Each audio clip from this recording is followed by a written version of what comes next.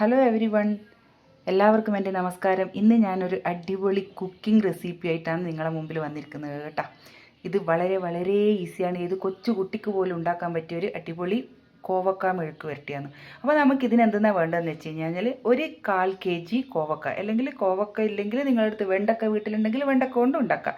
ഭയങ്കര ഈസിയാണ് കേട്ടോ.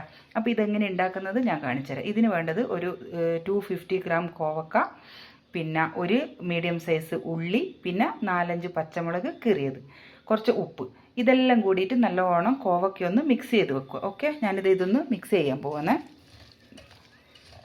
ഇതുപോലെ ജസ്റ്റ് ഒന്ന് മിക്സ് ചെയ്തിട്ട് ഒരു 10 മിനിറ്റ് ഇങ്ങനെ വെക്കുക. ഓക്കെ, അപ്പോൾ നമുക്ക് ഈ കോവക്ക മെഴുക്ക് വരട്ടി ഇപ്പം തന്നെ തയ്യാറാക്കാം. ഓക്കെ, അപ്പോൾ ഇതിന് വേണ്ടുന്ന മെയിൻ ഇൻഗ്രീഡിയൻറ്റ് എന്താണെന്ന് വെച്ച് കഴിഞ്ഞാൽ ചില്ലി ഫ്ലേക്സ് ആണ്.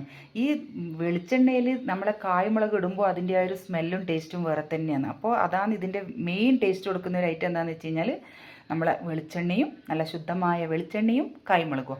അപ്പോൾ ചില്ലി ഫ്ലേക്സ് വീട്ടിലില്ല, കാലി. അപ്പോൾ ഞാൻ എന്ത് ചെയ്ത് ഒരു 5-6 കായ്മുളക് എടുത്ത് കുനുകുനാന്നങ്ങ് അരിഞ്ഞിട്ട് ചില്ലി ഫ്ലേക്സ് ആയി. വലിയ കുനുകുനൊന്നും ആയിട്ടില്ലെങ്കിലും ഓക്കെ, നമുക്കിതുകൊണ്ടങ്ങ് ഒപ്പിക്കാം.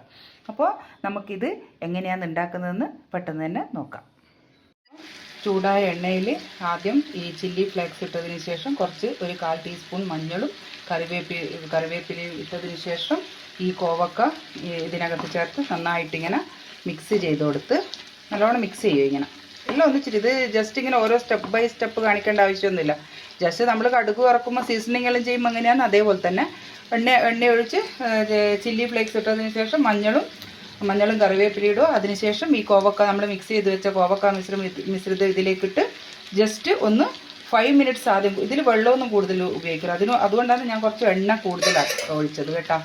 വെള്ളമൊന്നും ഇതിൽ ജാസ്തി യൂസ് ചെയ്യേണ്ട ആവശ്യം, ജസ്റ്റ് വേണമെങ്കിൽ മാത്രം നോക്കിയിട്ട് അടിയിൽ പിടിച്ചു പോകാതിരിക്കാൻ കുറച്ച് വെള്ളമൊന്ന് കുടഞ്ഞു കൊടുക്കേണ്ട ആവശ്യമുള്ളൂ.